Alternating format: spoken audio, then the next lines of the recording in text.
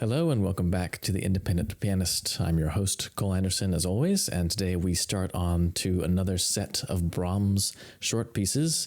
This is the Piano Pieces Opus 118, 6 pieces, 6 of the most wonderful pieces ever written for the piano. These pieces come from very late in Brahms's career as a composer. They're written in the 1890s and dedicated to his closest of friends, Clara Schumann. And I won't go too much into depth about the whole backstory between Brahms and Clara Schumann. It's been talked about and written about at great length in so many places. To what extent the second piece is a love letter to Clara is, of course, debatable, but it's certainly plausible from its great beauty and from what Brahms wrote to her many times throughout his life. I'm going to focus a little bit more just on the musical qualities of these works, as I usually do. Since the whole point of music is that it expresses so much that we can't really express in words, and I'm just trying to help guide those of you out there who are interested in the more technical aspects of the music and why the music is so special, why it has such a special effect on us. As always, if you want to skip my spoken comments, I do include links in the description box to the complete performances. You can just click on those to skip ahead. And it's no accident that I'm including the first two of these pieces together.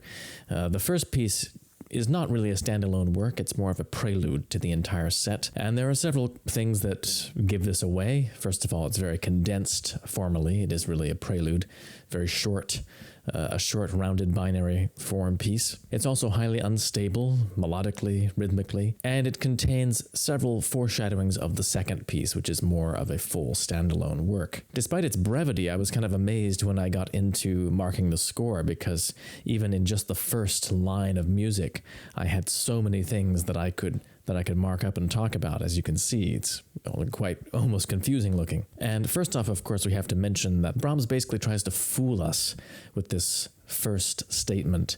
He ostensibly we're in the key of A minor, but he uses the B flat in the very first measure, which of course doesn't belong anywhere near the key of A minor.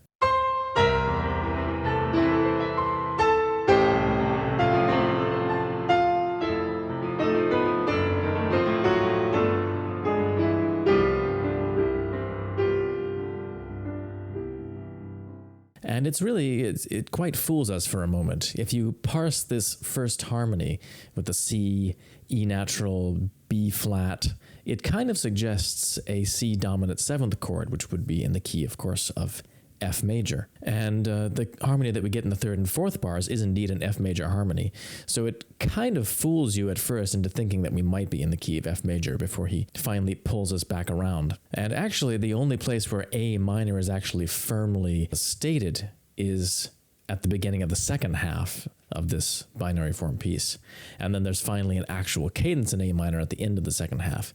But we're never really fully, firmly in place in the key of A minor. And again, Brahms actually undermines the idea of it being a minor key piece. At the end, he ends in A major, which is, of course, supposed to lead us in to the second piece in A major. So it is very much in the style of one of these free improvised preludes.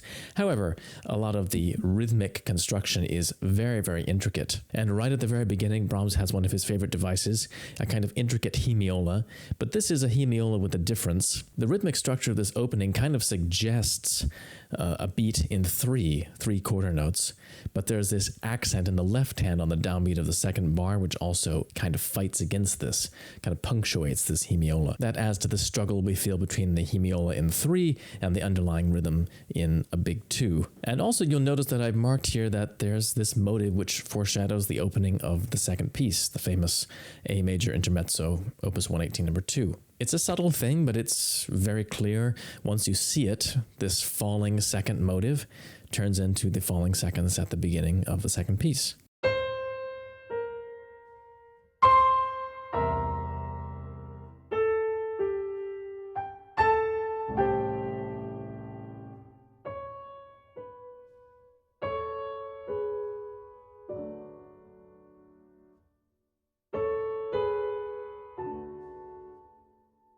So Brahms also includes a coda after the main part of the piece is finished, after we seem to have reached an A minor cadence, he unsettles this arrival and moves towards the subdominant, D major or D minor in this case. And this in itself is not so unusual. It's actually a calling card of many composers, particularly of a Germanic school like Bach or Beethoven, before Brahms. I'm sure Brahms would have been aware of many examples of this sort of technique, where in a minor key piece, you kind of almost suggest ending on the subdominant. The point is just that he begins to unsettle the harmony here and then pulls it back around towards A major to lead us into the second piece.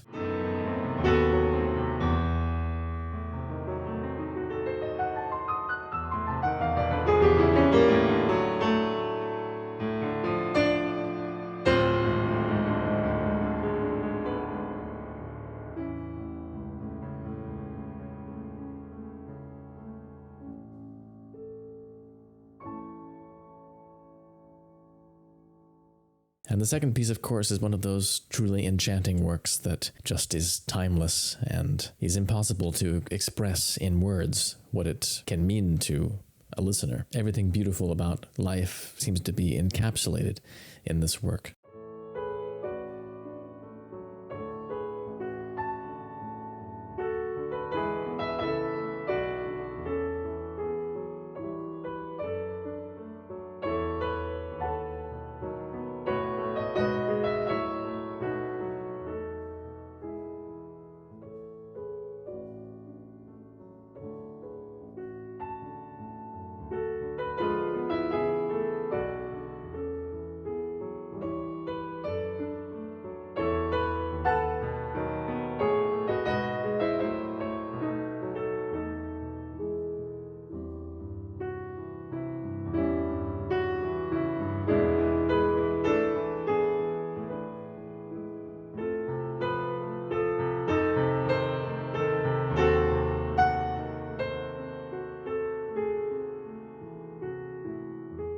And of course, I can't really explain why this piece makes such a powerful effect. The techniques that Brahms uses are quite simple, quite direct. It's how he uses them and where he uses them that really makes the effect. All of the technical features that he uses are meant to emphasize the emotional effect of the music. So a very simple and easy example of this is right at the very beginning. Brahms writes this arpeggio in the right hand, and you could think that this is just there because, of course, you couldn't stretch this tenth. Not very many people could maybe stretch that interval unless your hand is big enough. It so happens that I could actually stretch this interval. I'd be quite capable of playing this without the arpeggio if I wanted to, but that would entirely nullify the emotional effect of this passage. So it always puzzles me when I do hear pianists who kind of minimize this arpeggio a little bit, who kind of sneak in the F sharp before the beat and make the arpeggio as quick as possible so you can barely hear it. I think they're really missing out on a moment here which is meant to be of extreme emotional beauty. As you can see, Brahms is writing in double thirds and double sixths in the first bar in this melody, but here in the second full measure, the top voice leaps up an octave, so we get this tenth, and it's a very expressive moment. So personally, I think that this arpeggio is meant to be played in kind of an old-fashioned way, in the way that Chopin was supposed to have taught arpeggios in his own music to his students, where the first note is played with the bass, and then you delay a little bit in order to fit the second note in before you continue on with the rest of the music.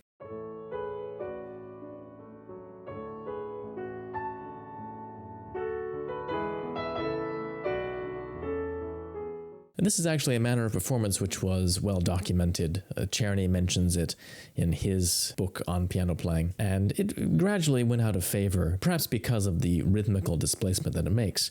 In the 20th century, when we came into a period of greater objectivity and precision in musical performance, performers tended to avoid these kind of techniques which required some kind of rhythmical displacement like this. So I can't help but believe that this is what Brahms had in mind, even though there's no specific proof of it. It's just a sort of technique that fits into his music so well, though, particularly in this place. So speaking about these hairpins, this might be a good opportunity to address this issue. If you happen to have seen any of the recent videos that the wonderful pianist and teacher Seymour Bernstein has put out, you'll know that he is very firmly of the opinion that hairpins, these hairpin markings in romantic music, do not refer to dynamics. They instead refer to rubato, to agogic accents, in other words. And he references a quote from Fanny Mendelssohn, who talks about this in one of her own works, and also a quote that the wonderful pianist and Clara Schumann pupil Fanny Davies gave. Fanny Davies heard Brahms play, and she had this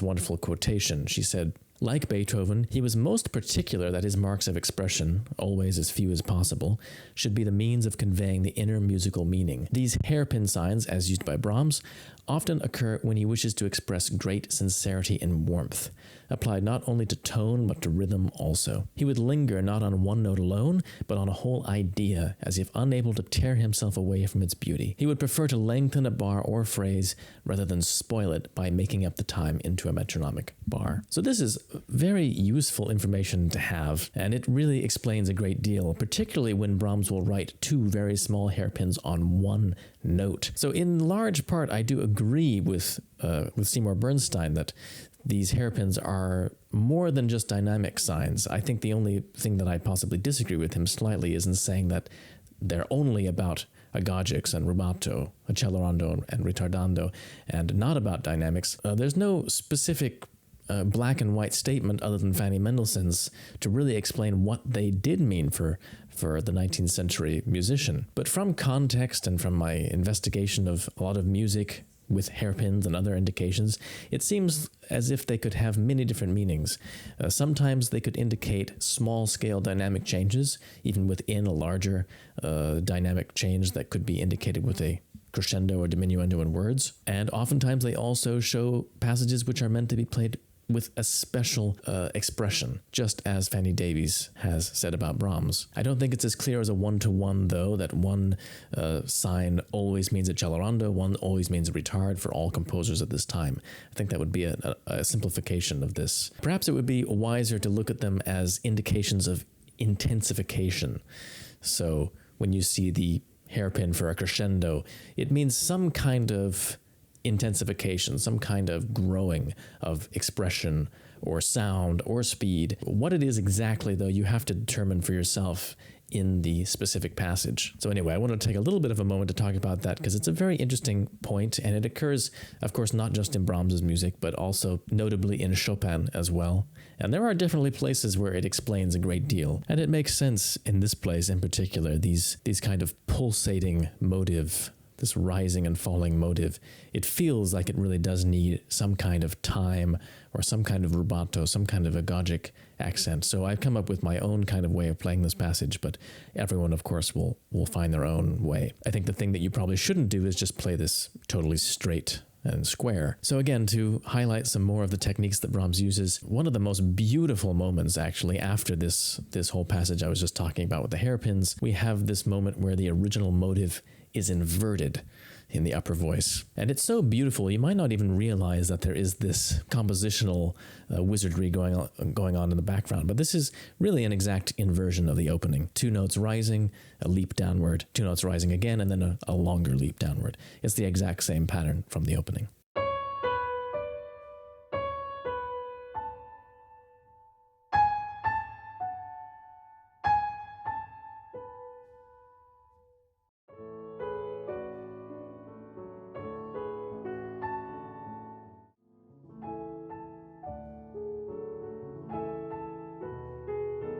And it's such a beautiful effect. And in the middle section, Brahms uses another learned technique with ease in such a way that it doesn't even draw attention to itself. He uses a kind of free canon to start each section. So you'll see in this F-sharp minor music, the right hand starts this pattern, C sharp, F sharp, E, D, C sharp, and then the left hand follows suit. The only difference is that the left hand, the first 2 notes are extended, whereas in the right hand, they were shorter.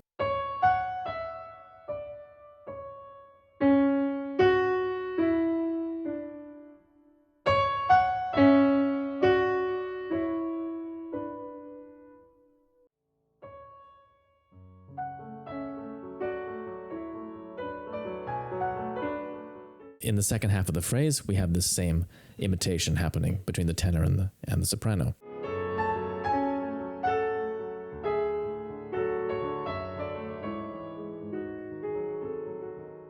So this middle section, so there's kind of an overarching ternary form, and this is the middle section of that ternary form. It's also basically in a rounded binary form itself within the larger ternary form. But the second half of this binary form it's basically the same melodic motive.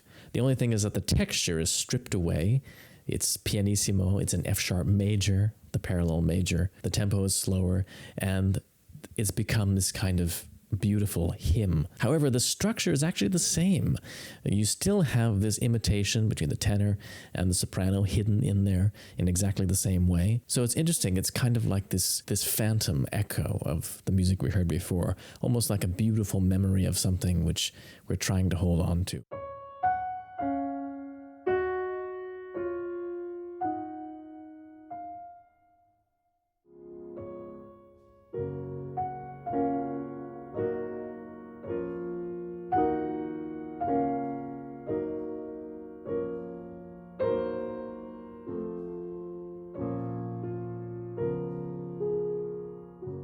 Even these four notes, if you look at the fourth bar on this line, those four notes are, again, drawn from the music that we just had in the minor key.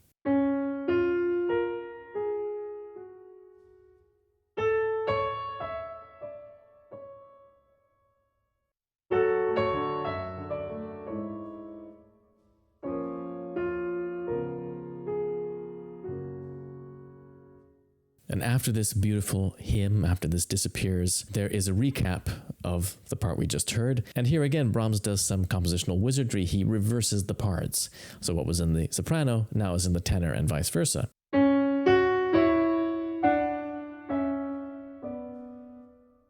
And when he gets to the second part of the phrase, he flips the voices back to their original configuration and also adds this intensification, a kind of melodic embellishment. He has the voices leap farther, a full octave instead of just a sixth.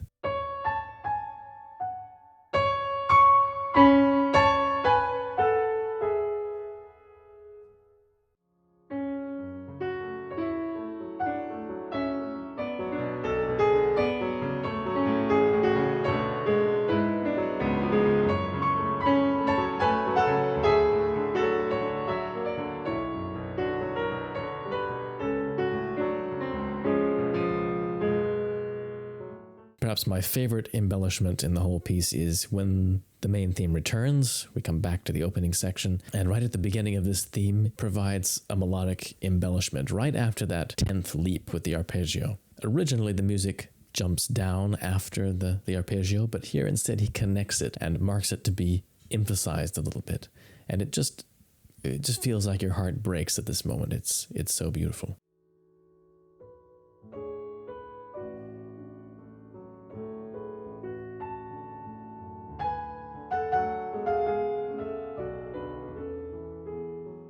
So that's about it. I mean, I feel almost at a loss with a piece of this great beauty and simplicity. There's not much to say except, the piece is so wonderful. So I will let this end my comments, and you can stay tuned for the performance of these two beautiful intermezzi. And also stay tuned next week. I'll be having more of these pieces coming up. I'm working on the third and fourth pieces right now, trying to get a recording of them, which should be coming along pretty soon. And I have lots of other great repertoire and conversation coming up for you in the next few weeks, so please stay tuned and take care.